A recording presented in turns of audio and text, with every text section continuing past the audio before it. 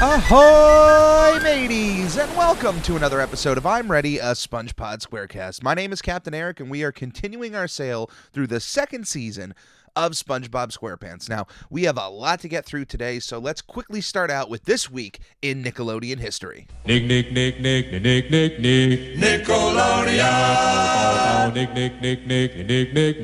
Nickelodeon. So I clearly missed a few shows last week that a few of you mentioned and emailed me about, so I definitely threw them in this list this week. 23 years ago, the final episode of The Secret World of Alex Mack aired on Nickelodeon on January 15th, 1998. I did enjoy a bit of the show. I was an Alex Mack fan, although since its release, I have completely forgotten about the show, or if somebody asked me specifics about episodes or characters, it has completely just left my memory. I know I watched it as a kid. For those that don't know, I don't think it was a Nickelodeon specific show. I think it was purchased from Canada. I think it was a Canadian show that they bought for syndication. But it was about a girl who had a few telekinetic powers and was also able to kind of melt herself into this puddle and kind of slip under doors and whatnot. It was a super powered girl show, but I definitely enjoyed it as a kid. So yeah, 23 years ago. 21 years ago, on January 22nd, 2000, the very first episode of Double Dare 2000 aired on Nickelodeon.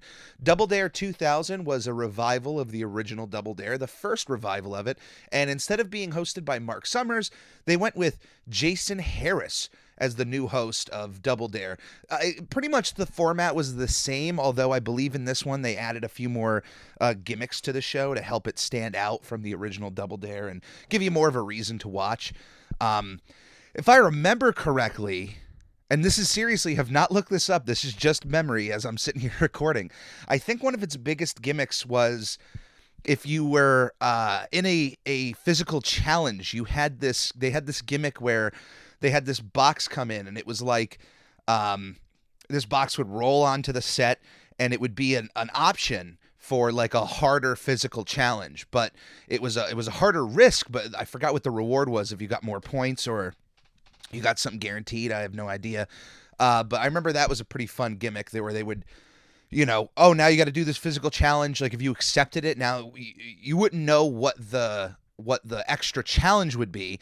So if you accepted it, Jason would open up the box, and then it would be like, oh, you have to do this whole challenge with one hand tied behind your back, or something like that. It was something silly, but it was a nice little risk reward and adding to the Double Dare formula. So I really enjoyed that. 21 years ago, on January 22nd, 2000, it looks like the same day, the final episode of Kablam aired on Nickelodeon. Now, for those who have never heard of Kablam, who have never seen it, get ready for a ride here, because it is one of the strangest shows you could point to in the 90s on Nickelodeon that was airing, but it also strangely fit the time. Kablam was a variety show of different animation shorts. It was hosted by Henry and June and was presented as if it was coming out of the pages of a comic book living on the screen. And when I say different animation styles, you have no idea what I'm talking about. You have no idea what I'm going to say if you've never seen anything of Kablam. The different shorts featured were Sniz and Fondue, Action League Now, Life with Loopy, Prometheus and Bob, The Offbeats, and Angela Anaconda, among a few other one-offs that they had once in a while.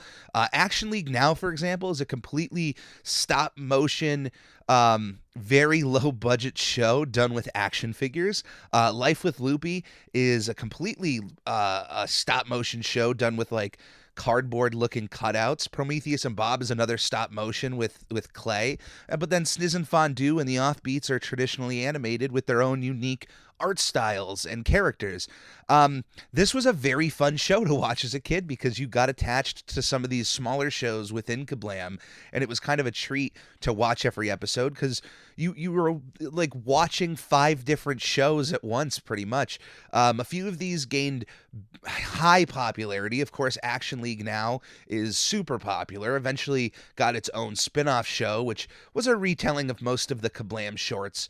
Because usually Action League Now had a had a cliffhanger. It would have like one part would air in the beginning of the episode, and then the second part, the conclusion, would air later on in the episode. So when they got their own show, it was just kind of its own presented thing. Both parts would air at once. My personal favorite out of all of these was Sniz and Fondue.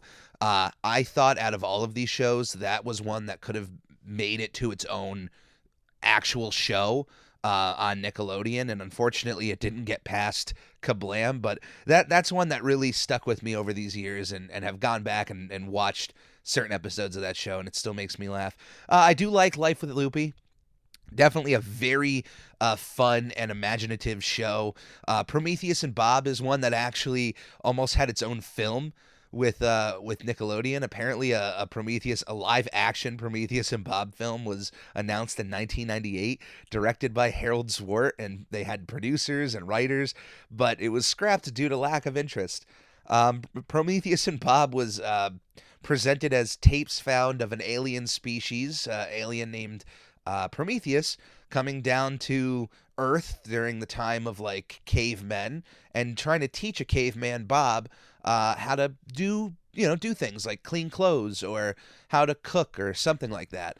There was no talking. Each of the characters had their own little like grunts and noises, but there was no talking, and certainly one of the funniest shows that were on Kablam. But I have a lot of love for this show. I wish it was around a bit more. I wish it was talked about a bit more. I've heard that there's some possible legality with some of the shorts about ownership and airing. I don't believe that. Really, I think maybe it's just a mess in terms of getting all these episodes together and shows, and maybe they didn't keep track of them as well as they should have. But I hope with the advent of Paramount Plus and adding content, they're able to get the full Kablam experience on there so that you guys can experience it yourself if you haven't. 20 years ago, on January 14th, 2001, Taina debuted on Nickelodeon. It's going to make a lot of you feel old. 19 years ago, on January 12th, 2002, the Nick Cannon Show debuted. Nick Cannon first got his start, I think, on All That, and this was spun off from All That, kind of in the same way of Kenan and Kel and the Amanda Show. I think out of all of them, though, I think the Nick Cannon Show didn't last that long. I think it was only 2 seasons. 10 years ago, on January 17th, 2011, Super Ninjas debuted on Nickelodeon. 6 years ago, on January 17th, 2015, Bella and the Bulldogs premiered on Nickelodeon. And exactly 1 year ago, on January 17th, America's Most Musical Family ended on Nickelodeon. And on the next day, on January 18th, It's Pony debuted on Nickelodeon as their newest Nicktoon. I have not checked out It's Pony. I actually haven't even really checked out The Loud House. I mean, I see it. I know it exists. I've seen a clip or two, but I don't know. What do you guys think? I'd like to hear from some older Nickelodeon fans. If you're at least like 20 years old, what do you feel about It's Pony, The Loud House? Let me know about those. Are those things I should be checking out? But yeah, that is this week in Nickelodeon. Before we get on to this week's episode, Dying for Pie, I do want to remind you of a partnership we made last season with the SpongeBob SquarePants Movie Rehydrated collab. I partnered with the collab to help bring artists and people working on the collab together on this show for little interviews and then having them with me to watch the SpongeBob episode. So this week we're actually restarting that for season 2.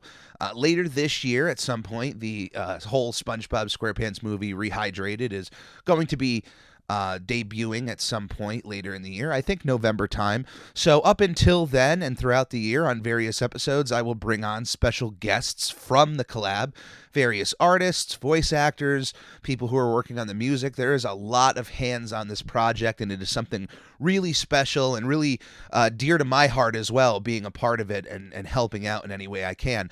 So, yeah, any of the people I feature, please go and follow any of the links that are in the episode description. Any of the stuff they plug at the end, check them out.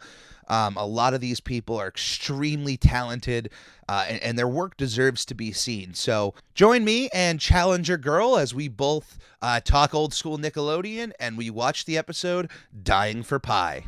Good morning, Mr. Squidward. So, are you ready?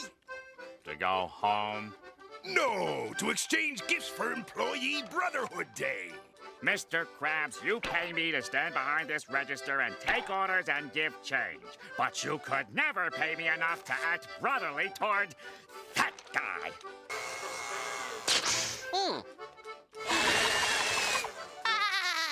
That attitude of yours is precisely why we're having this little shenanigan. Now pay attention. The lad's got a surprise for you. Squidward, in honor of Employee Brotherhood, I present to you a gift. Ta-da! I heart you. Try it on, Mr. Squidward. It's got you written all over it. I wasn't sure how big to make the hole for the head, so I used a watermelon for size. Do you love it? It's a little itchy. What's this thing made of? Eyelashes! But, I really appreciate you being a part of this episode, being a part of this collab in general. It's so amazing to get a bunch of artists together and a bunch of like-minded people through different parts of the world to work on together on something. How did you get involved with the collab first and foremost? Because that's what brought us together today. Yeah, of course. Well, I just want to say SpongeBob has been a part of my life since I was young. I was born in '92, so I remember it when it started on Nickelodeon in 1999. So it was one of my favorite shows growing up. But how I found out about it is I used to be an animation major in college before I decided changing my majors. And I got back into art a couple years ago, and I really wanted to get back into animating again. And that's where I found out about these reanimation collabs, and I thought it was the coolest thing. So I actually found this really cool Twitter called the Reanimation Station, and that's their nickname. And then their actual Twitter is Reanimation Hub. And through there, I actually found out about the collab. Did you? Well, all right. So we didn't actually go over anything like as far as how old we are before we started recording. But I was born right in 1990, so you and I probably had a lot of the same experiences growing up as far as the shows we watched. I myself was aiming towards animation as a career throughout high school, but completely diverted that path for a few reasons. What made you change your path from animation? Well, it's a very tough career to go with. Any sort of art career is very, very hard, unfortunately. Certain type of districts are kind of just looking for the best of the best, and you have to be very fast with art when you make that your career. Absolutely. Yeah, and I started to realize that I wanted to make this more of a passion and something to do for fun instead of a career. I didn't want drawing to be ruined because it became my career. So I decided to start working with dogs instead. And about 10 years later, it's been great. And that's the thing. A lot of people think, the one thing you'd want to do in this world is to make your hobby or the thing you love your career.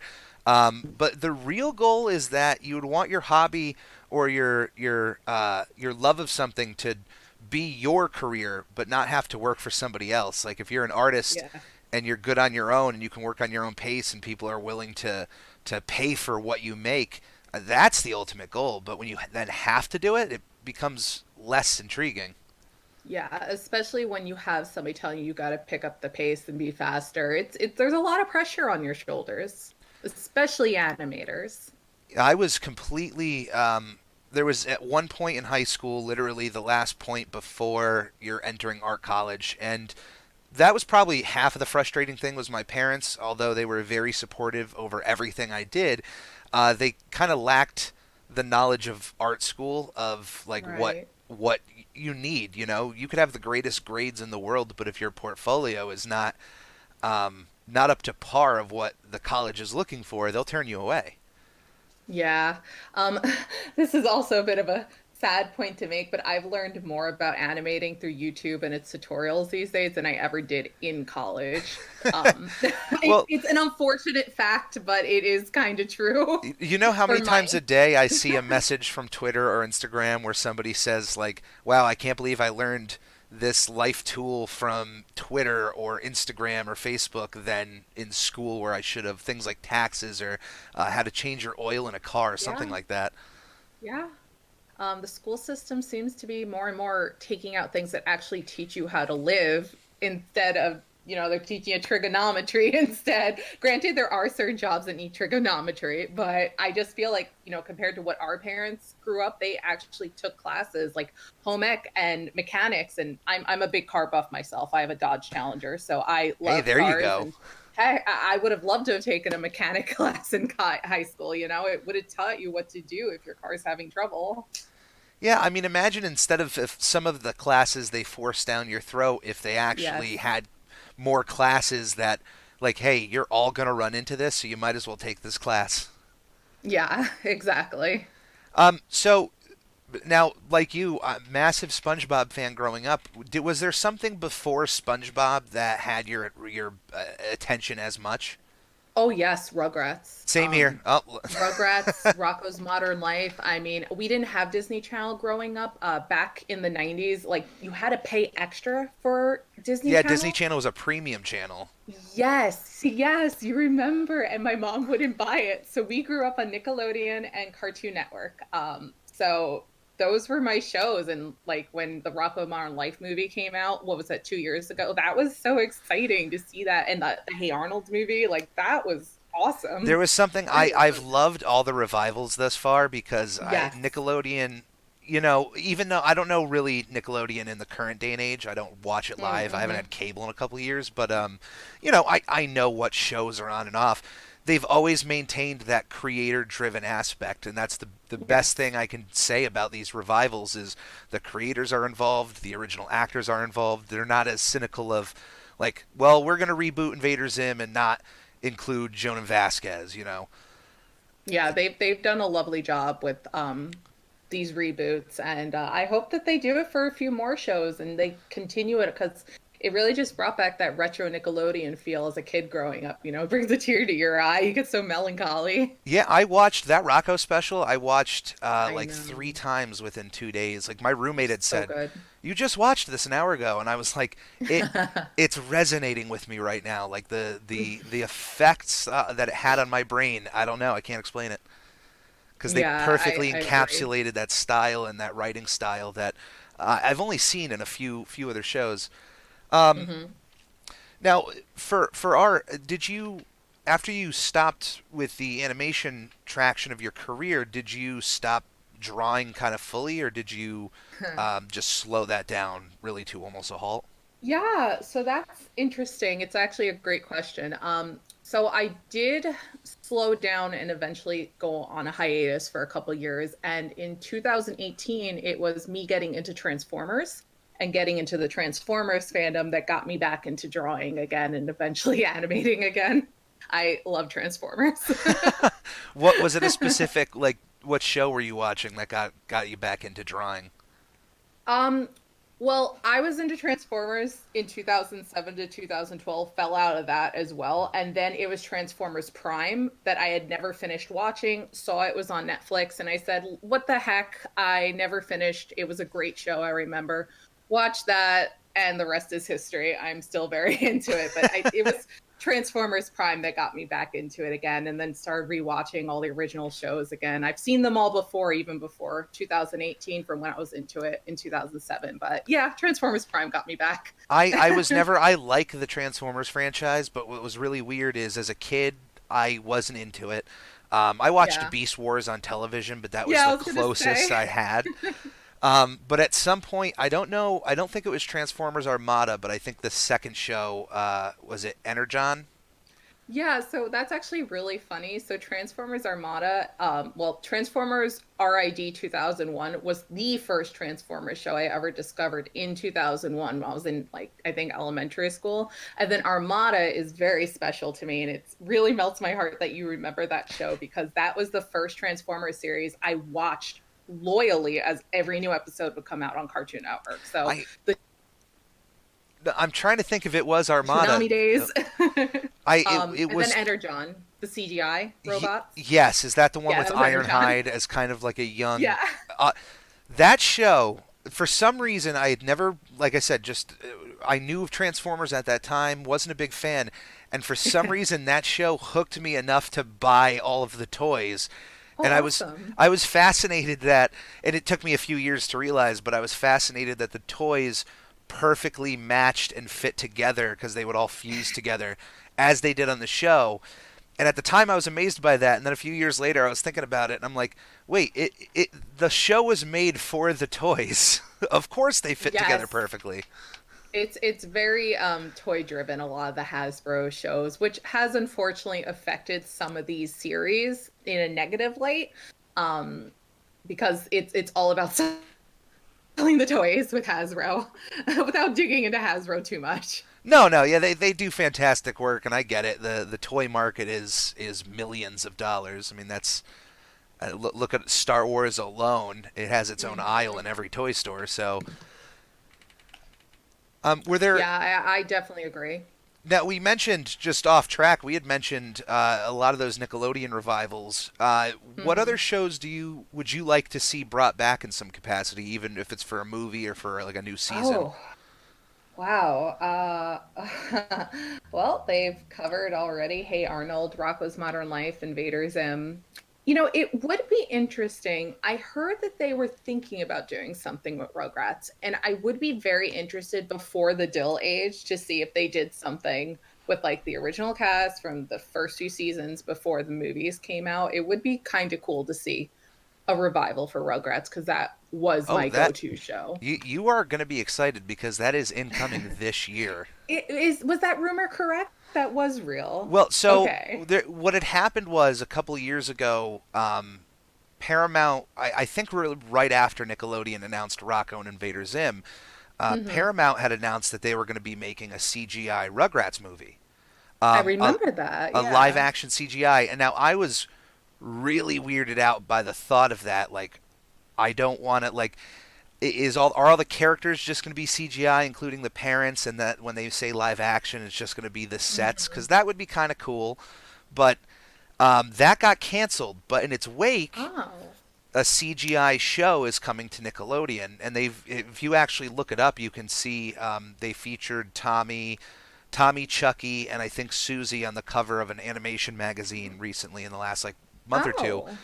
Uh, I'm keeping my opinions until I see it in motion because the Right. CGI, they're still capturing the exact look of the show, but just in 3D.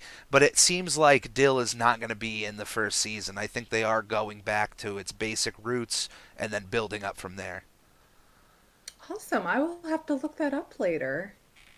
I would love to see two other Klasky Chupo shows come back though. I really think Ah Real Monsters could have a really fun chance in like in this 20th 21st century. Because It would be nice. how are they scaring kids when every kid has a smartphone? I know. Like, what would they do? Something like jumping through the screens or something to scare the kids? Yeah, yeah, and if they partner up like they did with Netflix near the end, I mean they could go a little bit more Yes. scarier with the characters too. That's the amazing part about Netflix is because it's not a TV channel. I've known a lot of different creators because of going to art school and even through the Transformers fandom, I've gotten to know people that work in the businesses.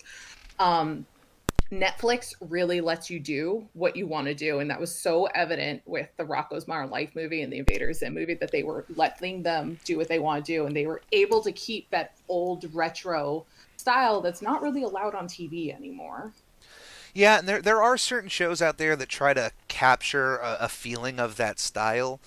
Yeah. But there's still so many more restrictions now Yeah. than there were in the Unfortunately, 90s, which it is We grew up unfortunate. with good stuff. We did, we really did, and I can appreciate the effort though of today's cartoons. I've seen some of the humor in shows like Gravity Falls and Regular Yes. Show that, as an adult, like, wow, okay, this is hitting the same way that Rocco did, or as even Hey Arnold did in a way. Yeah. You also mentioned Cartoon Network. I mean, did you have a lot of love for Cartoon Network as well? Oh gosh, yeah, wow. I wasn't as big of a buff with that compared to Nickelodeon, but original Powerpuff Girls. They had that cartoon sequence. I always mix the two up compared to the Nickelodeon one. It wasn't Ouya cartoons, was it? It was like their version of Ouya Um, cartoons. Yes, Um, I'm trying to. Wow, okay. that I What a remember. cartoon! Yeah. Um, Also, I remember Cartoon Network would play all the original Looney Tunes and all of that stuff as a kid. I remember that they had the rights to it or something, and it was so funny because when I was a kid, I didn't realize I was watching cartoons that my parents grew up with, and it was a great channel, old school Cartoon Network, I'm Johnny Bravo. as much as I'm a Nickelodeon fan, I will always agree that Cartoon Fridays was a much better experience than anything Nickelodeon had on their end.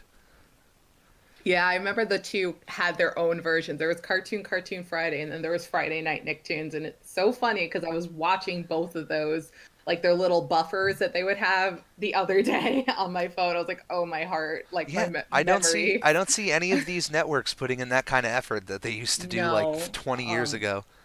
Not only that, but have you just noticed how there's really not a variety of shows? Like, watch those cartoon buffers and how many different characters and shows they had going on. And now it's like you go to Cartoon Network and it's just they're shoving Teen Titans Go in your face, and that's it. And then I hate to diss SpongeBob, but Nickelodeon, it's really just SpongeBob and the Loud House, and that's it. There's Hey, like no variety when you anymore. love something so much, you got to be honest. And yeah, they Yeah, they have. And the one negative thing is that it's certainly hurt the growth of other shows. Like it has. you get 2 seasons to try and make an effort, and sometimes you might only get a season and a half before they move you over to Nicktoons Network. But Yeah. you're up against something that's been on for 20 years. It's really not fair. They really shows like Seinfeld, for example, which is one of the biggest TV shows ever, didn't really Oh, wow. hit massive ratings until its fourth season. Like Right, you right. have to let stuff resonate. And I sometimes I like to think I didn't watch shows like Harvey Beaks, only certain parts of Sanjay and Craig. Like, would these shows be as big as Fairly Odd Parents or SpongeBob if they were just allowed to grow? I mean, the Loud House actually has gotten pretty big. It has, and I'm actually really proud of the Loud House, especially because the Loud House and Nickelodeon finally is also accepting LGBT, which is wonderful, which Loud House did with that. It's really great to see at least TV is finally starting to accept those things as well. Yeah, Um, and you know what? I always kudos to any show that can just have it feel just natural and not kind of exactly. the worst kind is Forced. when it feels forced. But Exactly. when it's It just an feels accepted natural. part, it's the best Yes. thing in the world. Yeah, I'm really proud of it because Legend of Korra, they still had LGBT restrictions back in the day and they couldn't show as much as they wanted to show with that. So I'm really proud of the TV channels with that.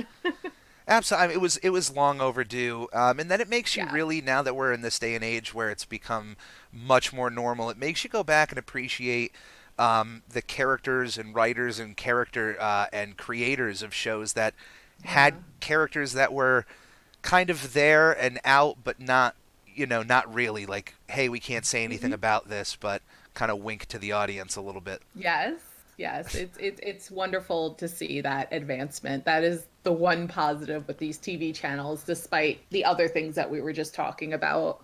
Yeah, given all of this and where we've come from, it's why I Hmm. would like to see a new season of Hey Arnold. Like, I would like to see smaller Yeah. stories, more, what are characters doing in if they were around in this day and age at their age. Things would be a little Hmm. different. Uh, Very, yeah. if there was one show I could trust dealing with trans topics, it would be Hey Arnold. What would that Hmm. be like in that show? Yeah, it would be probably pretty interesting. And I think a character like Arnold would be like the perfect character to talk to somebody who's trans. And yeah, you know that he would be an accepting character. He was always such a chill, would listen to people, get to know them. He just cared about everybody, Arnold. What's great about Arnold too is he would talk to whoever, but still Hmm. have to deal with his own thoughts and maybe even confusions, which is why he would then speak with his grandparents, who were so Yeah. loving and advice giving that it would kind of edge him to where he would need to go as a Yeah. character. And that bummed me out. That I thought that movie did really well, and when they were teasing like, "Hey, we can maybe come back for a sixth season," I'm like, just do it. That's Nickelodeon needs content. But I'm It actually does. hopeful with Paramount Plus coming out with the. I mean, they're taking Camp Coral from Nickelodeon. They are rebooting iCarly. this is a chance now. They have a streaming service. They need content. Make new seasons of some of these old shows. It would be nice. I mean, I think some of us, I guess we could say older folk, because we're all now, us 90 kids are starting to reach our late 20s and 30s now. Oh, God. I think it would really hit memory lane for us. I own more Nickelodeon merchandise at 30 than I did when this stuff was on. It's completely crazy. I have a lot too growing up. We are just starting to we were donating toys before COVID hit, and a lot of the Nickelodeon stuff. Some I was able to donate, but certain things like certain Rugrat toys, I was like, nope, this is still staying here. Nope, I'm not getting rid of this. It's crazy because now I think of how kids are looking at the old Nicktoons, and it's probably the way that I looked at like Betty Boop and Popeye when I was a kid. Like, all right, this is just a legacy character, and adults really like them, and. I mean, I think what breaks my heart more is, I mean, like, if you go on YouTube, there's the Kids React channel, and some of them will watch shows like Johnny Bravo and Powerpuff Girls and Cow and Chicken, and they've never heard of it, even Rugrats. And I was like, whoa, what? You don't know these shows? Failure on your parents. I mean, that's it. For my future child, the first thing, I mean, when they're like 4 or 5 years old, I'm just going to introduce them to Rugrats and Hey Arnold, and let them pick and choose. Hey, I really like that show. I'd like to continue it. Well, there's 150 episodes, so we're gonna watch them together. It's all what you expose them to first. I feel like, because a kid's still a kid. If we enjoyed those shows, when we have children, they'll probably enjoy them too if that's what they first experience compared to what's on TV now. Absolutely. Now with how the collab is going, are you open about what scene you're doing in the movie? Oh, yeah, of course. So I'm scene 339. I haven't gotten a lot done so far because I have been so busy with other projects, particularly to the Transformers fandom. But my scene is the scene when they're doing the Goofy Goober Rock part, which is my favorite scene in general in the movie, the Goofy Goober Rock. And it's the scene where SpongeBob, like, plankton comes out of the wall, and then the part that I animate is when SpongeBob does this little twirl, and I think it's like a little split, and he's got the cool glasses on and the music's rocking. That is my scene 339. I'm really excited. I've started working on it, but I was really excited I was able to grab one of the scenes from the Goofy Goober Rock segment. No, I mean that is the best segment in the movie. You're absolutely right. So good. Congratulations So good. on getting that. Thanks. Now, have you done any other collabs other than this? Have there been other things kind of that you're looking at, that you're maybe thinking about? Right. So, I mean, it's not in particular to SpongeBob. It is going to go back to Transformers again. I'm one of the organizers for a online Transformers convention called Iacon Online, since, as you know, con season is totally in the trash right now because of COVID. Absolutely. So I'm one of the organizers for that. And it's funny that you mentioned Real Monsters earlier, because I think was it Greg Berger was one of the voice actors for Real Monsters. I think that sounds familiar. Yeah, he's one of the guests for our con as well, because he also voiced Grimlock in the original Transformers series. We got an Real Monster question, which is really funny because there was a Q&A. But I'm in that, and I also organize something called a fan zine, which is where you get a bunch of fans to draw art for something in particular, and then you sell it for a limited amount of time, and you can either choose to put the proceeds towards a charity, or you split the money and you pay everybody involved. Mine was charity involved, and it's going to be donated once all the printing costs have been covered to the Salk Institute of Technology, which is also involved right now in COVID research, which is wonderful. We've raised probably about $1,000 for that. Hey, that's incredible. Yeah. Congratulations. Yeah. Thank you. Thank you so much. The next one I'm going to be doing is for Blue Pat Service Dogs, which is a organization that raises puppies to be given to family with children with autism, which is another wonderful organization. So I hope we raise the same for that. But collab-wise, that's kind of where I've been right now, besides this amazing animation collab. I'd like to be involved with more animation collabs after this one. Well, absolutely. I was completely blown away about all of the charitable work you're doing, and and much appreciated. So please, anybody listening, go and check all of that out. This whole experience, getting such a massive community together, and if you ever just take a step back and look, we're all from different parts of the world, different experiences in life, different opinions, but we can all come together and go, hey, this one thing is so cool. We wanna redo it together, and it doesn't have to be just SpongeBob, but Transformers and Real Monsters, anything that you could get a group of people, Rugrats. I would like to see a reanimated collab of the first Rugrats movie. I think that would be really fun. Yes. That would be amazing. I mean, the SpongeBob collab has opened the door to other movies, because I was reading that the only other reanimation collab I think besides this is the Shrek one that they did, and that's it. There's no other reanimation projects of that scale where it's a movie. I believe. It's certainly a lot of work, and kudos to the hosts of this current project, because I've heard just some of the weight of the workload, and I'm like, I can't. I would not be able to be a host. I'm one of the moderators for the server, so I've seen a lot of it. Oh, well, thank you for your service. I haven't been as involved right now, but I still do help with the check-ins and everything just to make sure people are on track. But I've definitely seen what our amazing hosts have been doing just to keep things on track, and they're all amazing. You guys are awesome. Keep it up. Hello, fam.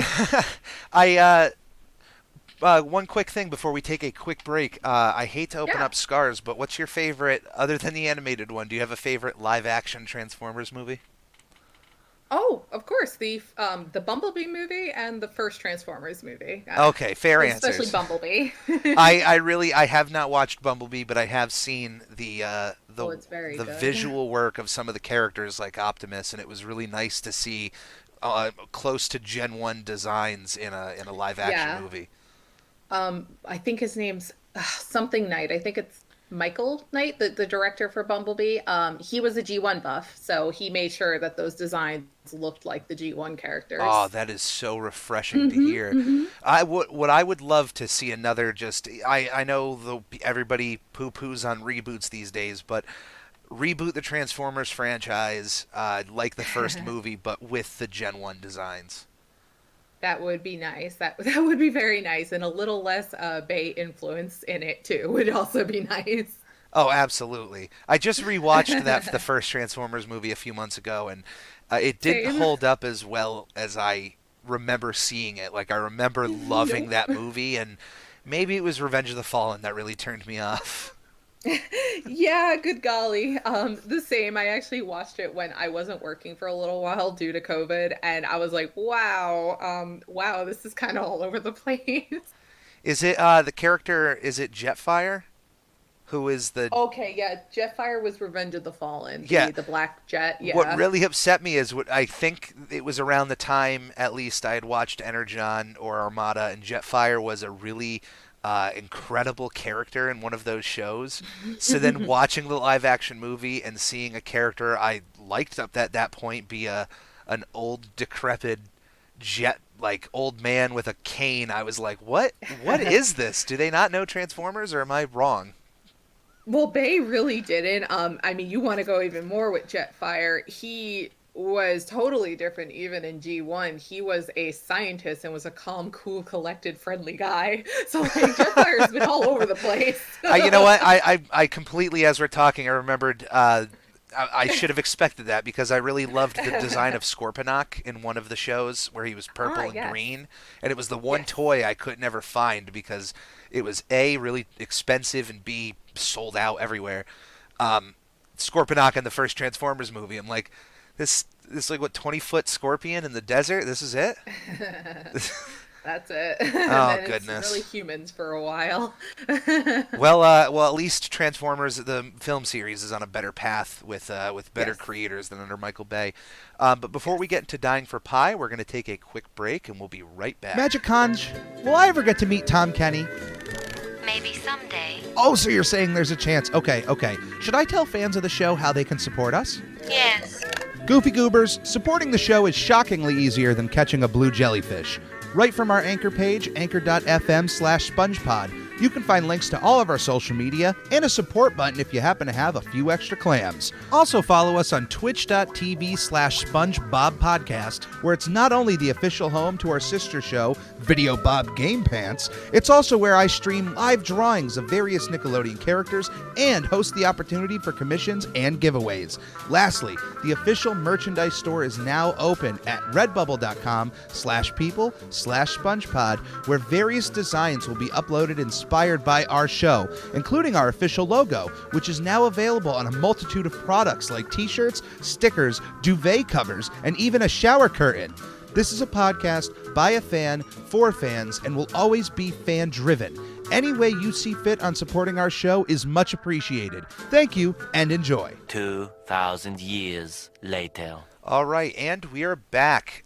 So we are starting a different kind of format here on the show for the very first time. Normally up to this point, I tell the listeners to start the episode at the same time I am. We're not going to do a commentary track. We're not going to actually watch the episode, but before recording this, we actually both watched Dying for Pi already. Yeah. So this is another slam dunk episode for SpongeBob here, right in season 2. As I've said, up to this point, every single episode before this has just consistently gotten better and has cemented the comedic style and what SpongeBob would be known for right here in these few episodes. And Dying for Pi is another beloved episode of SpongeBob. Yeah, it really is. Season 2 is definitely one of my favorite seasons. I mean, so many things came out of season 2.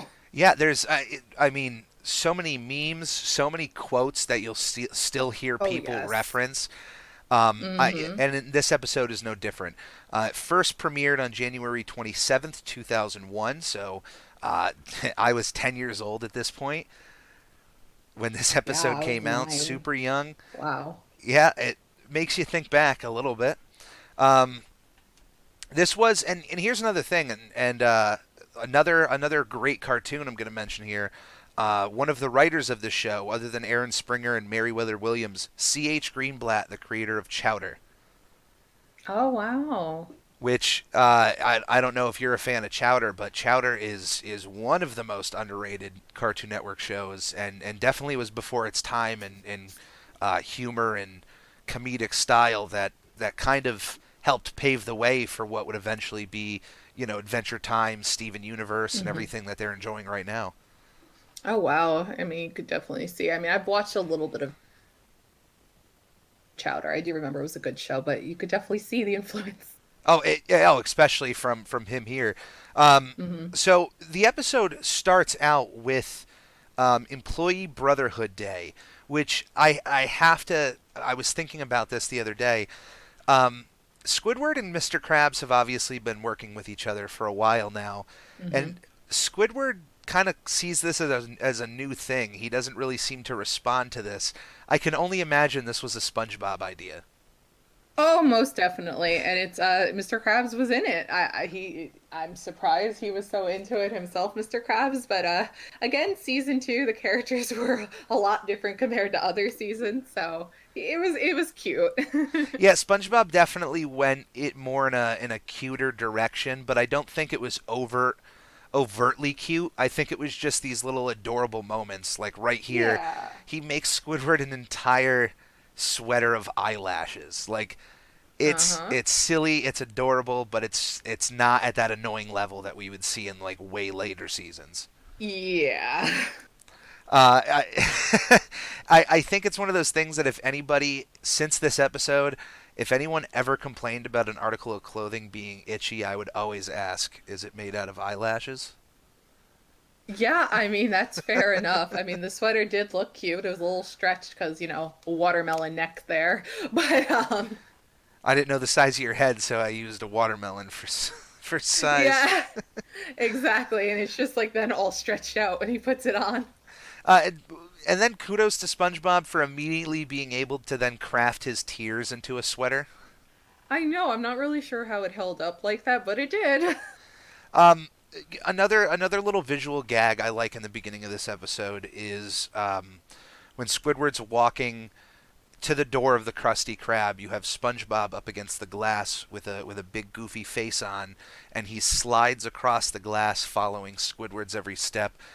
I have felt that way generally with certain coworkers. Like, over my career, I've enjoyed, like, we all probably have our favorite coworkers, but you have those few that really just make the day that much better that you almost feel like SpongeBob up against the glass there watching them. Yeah, it'll definitely make your workday go a lot faster when there's a coworker you like coming into work that day, working the same shift with you. Now, so the big crux of this episode is that Squidward doesn't. He's kind of pushed from Mr. Krabs to get SpongeBob something, and it really, I like seeing that side of Mr. Krabs when he's not greedy in the moment. He really is just a generally caring boss over SpongeBob, and I mean, especially with the amount of money that SpongeBob makes him, he might as well be. So he pushes Squidward to get a gift. Squidward happens to come across some pirates and some pies, which might seem weird, but the weird thing is Mr. Krabs mentions that he's dealt with this sort of situation 11 times before, which means that Mr. Krabs may have witnessed 11 people in his navy unfortunately perish or at least deal with bombs from pirates. Yeah, indeed. I mean, bomb or not, those pies always looked pretty darn delicious to me. I mean, would you have accepted a pie from a band of pirates just out in the field there? Yeah, I don't think they were really using their common sense with that one, so I wouldn't. But to be fair, one of them was completely honest over what they had. yeah, he didn't want to sell the pie because the guy didn't find him as an enemy, but the captain said, "Hey, money." Like, I know if they're gonna buy this bomb, if he's gonna buy this bomb from us, just sell it.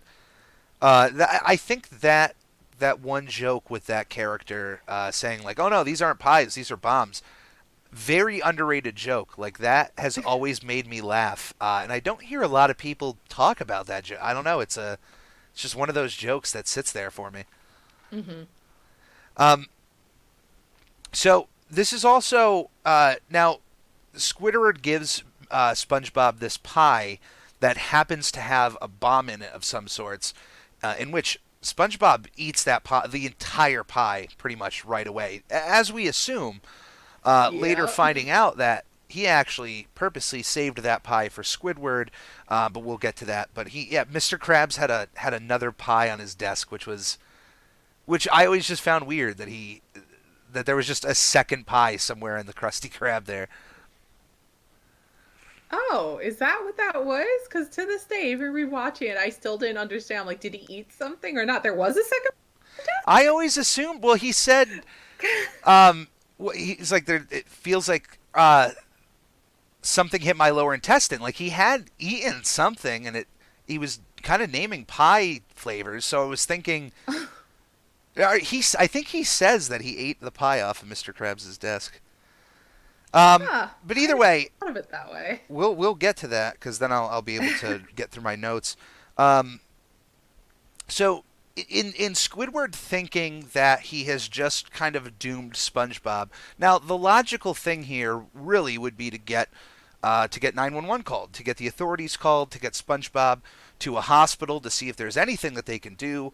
Instead, Mr. Krabs and Squidward accept that hours later SpongeBob is going to die, so might as well make his last day on Earth memorable. And Squidward does the nice thing in letting SpongeBob kind of dictate what they do for the rest of the day.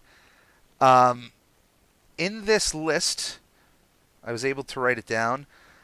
So, of course, SpongeBob's list here on his perfect day. The first thing on his list is to show Squidward off to everybody in town. Yes. To be fair, do you think he's done this before with Patrick? I don't think so, because he despises Patrick, I think, even more than SpongeBob. No, I'm saying, do you think SpongeBob had done that before with Patrick? Definitely.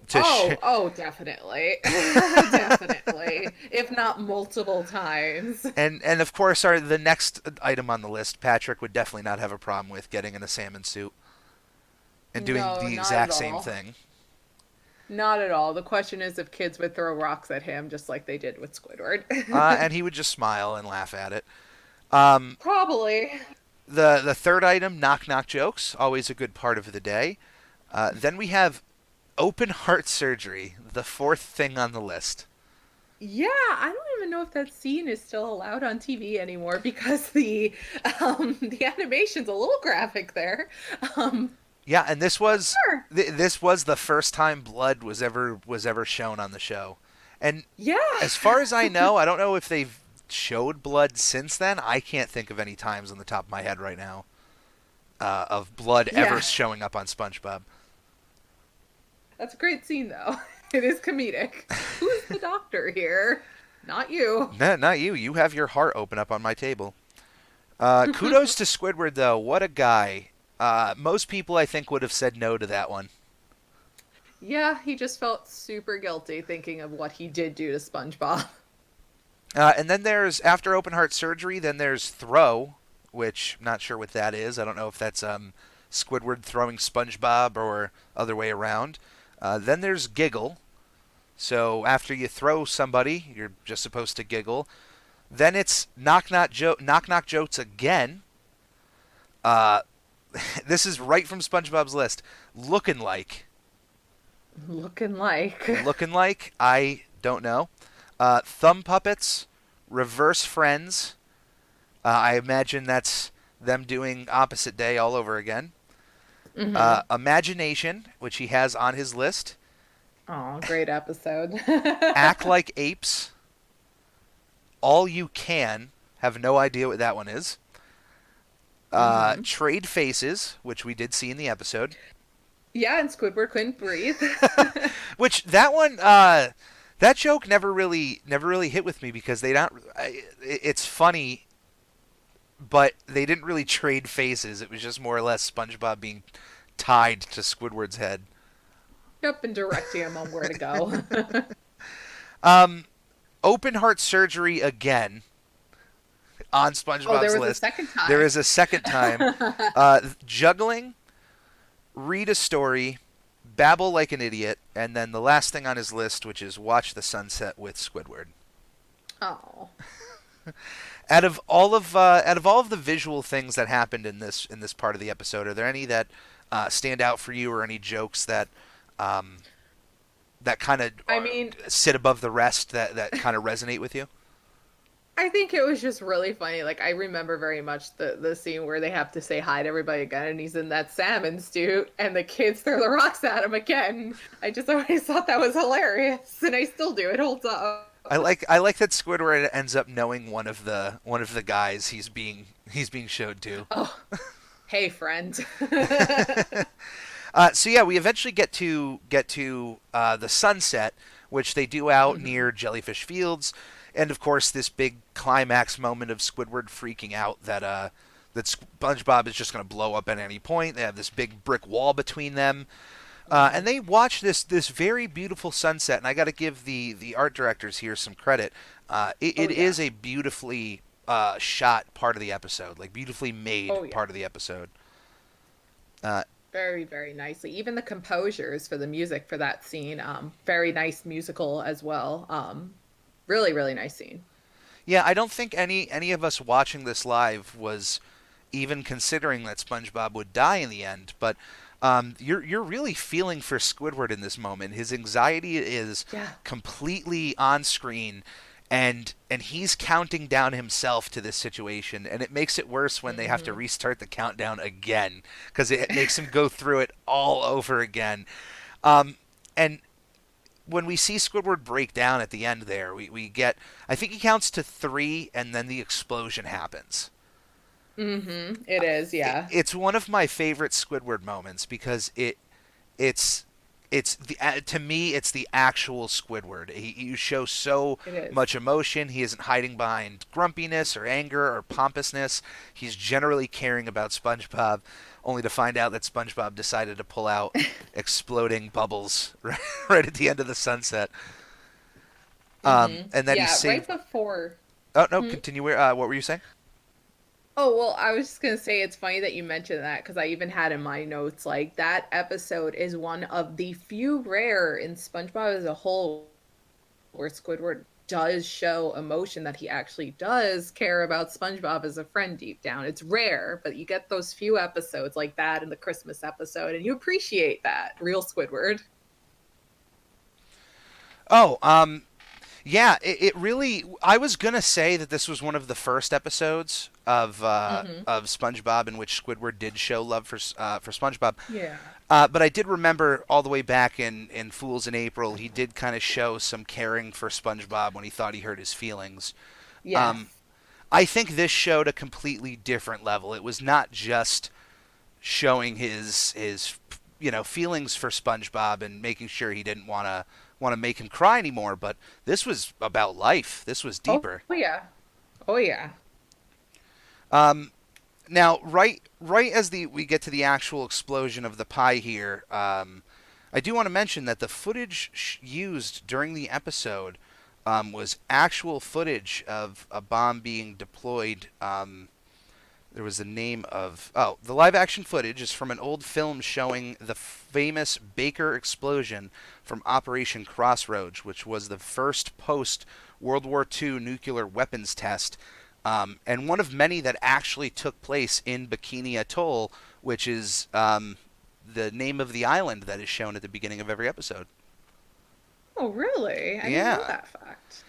That's been kind of the reason why there's some theories out there that SpongeBob, like the Bikini Bottom, is near a nuclear testing facility, and kind of makes explanations to why certain characters are the way they are and whatnot.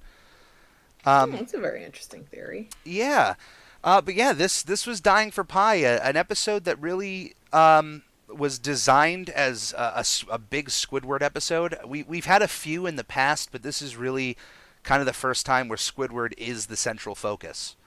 Mm-hmm.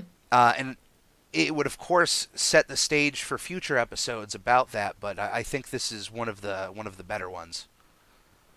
Yeah, it definitely is. It's a great episode. Like it does hold up. That's an episode I could watch no problem.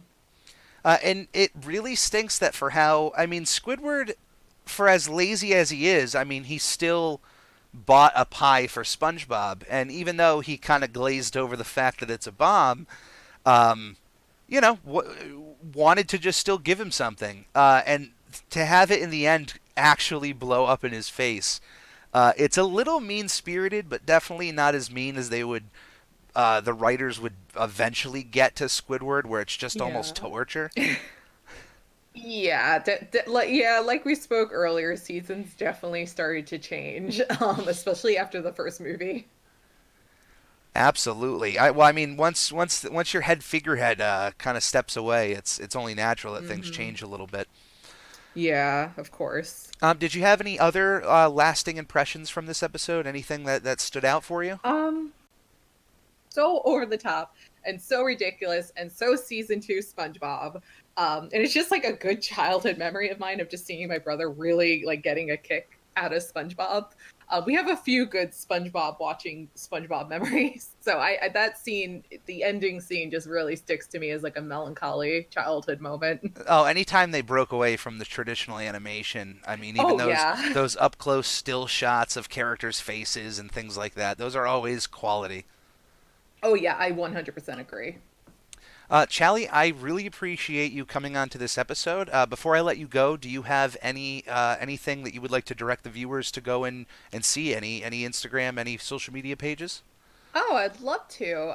So if you guys like Transformers, check out Iacon Online on Twitter. You just literally type in Iacon Online. If you have any trouble, use Google. And if you want to check out my Twitter, it's Challengergirl9, Challenger like the car, Girl 9. And then on YouTube, you can find my animation channel, Chally's Animated Life. So yeah, Perfect. Well, I once again thank you for being on the show. I would love to have you on thanks. again in the future, definitely to Awesome. discuss once we're closer to the collab. And yeah, thank you again. Awesome. Thank you so much for having me.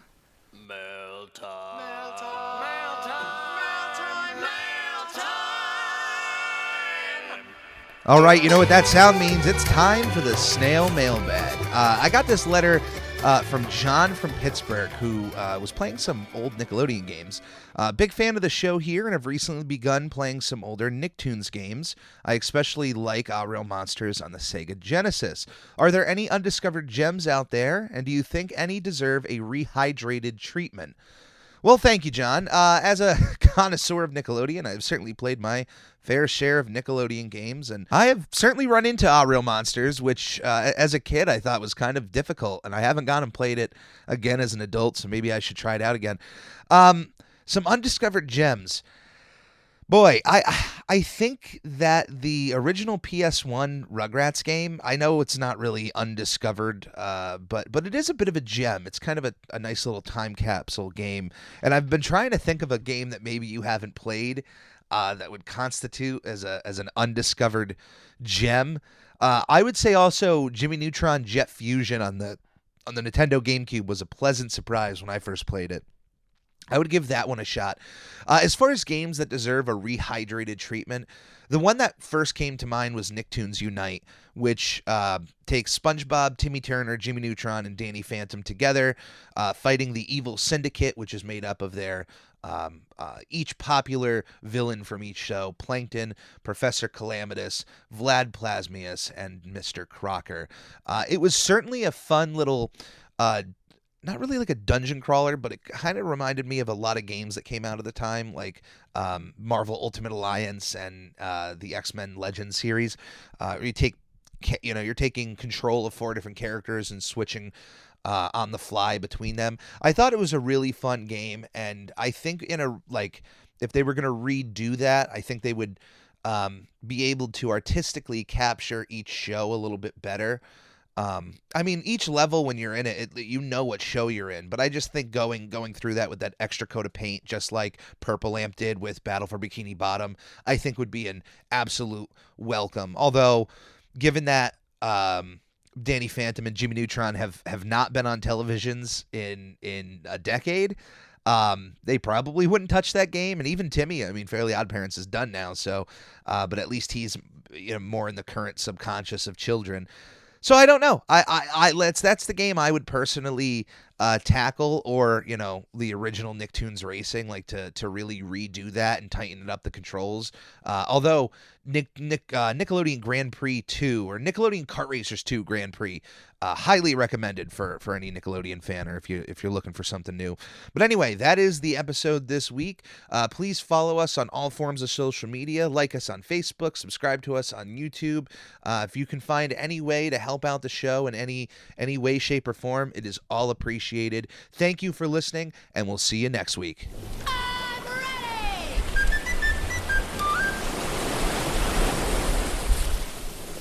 Magic Conj, will I ever get to meet Tom Kenny? Maybe someday. Oh, so you're saying there's a chance. Okay. Should I tell fans of the show how they can support us? Yes. Goofy Goobers, supporting the show is shockingly easier than catching a blue jellyfish.